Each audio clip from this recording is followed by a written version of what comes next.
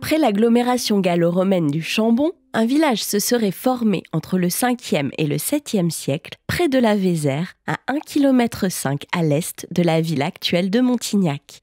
C'est là que fut implantée l'église paroissiale Saint-Pierre-Esslien.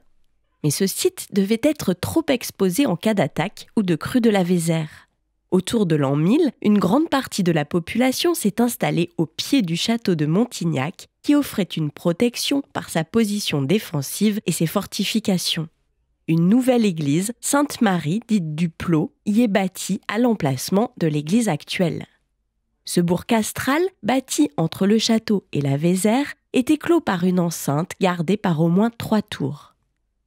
3 portes défendaient l'entrée de la ville, la porte de Felay à l'est, la porte de l'Arnaudie à l'ouest et la porte de Sauveboeuf au sud, protégée par une barbacane. Une dérivation du cours de la Laurence, petit affluent de la Vézère, a été créée pour actionner plusieurs moulins et alimenter en eau un fossé bordant l'enceinte du bourg, au chevet de l'église Sainte-Marie. Puis elle desservait le moulin banal et se jetait dans la Vézère après être passée sous cette arche.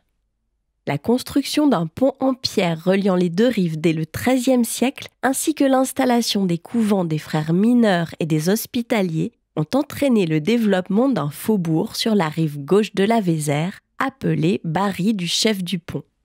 D'autres faubourgs se sont développés hors les murs. À l'est, le faubourg de la Place, autour de l'actuelle place d'Armes, au nord-est, le faubourg du Bon Barreau, et les faubourgs du Bénaguet et de la Combe, à l'ouest et au nord.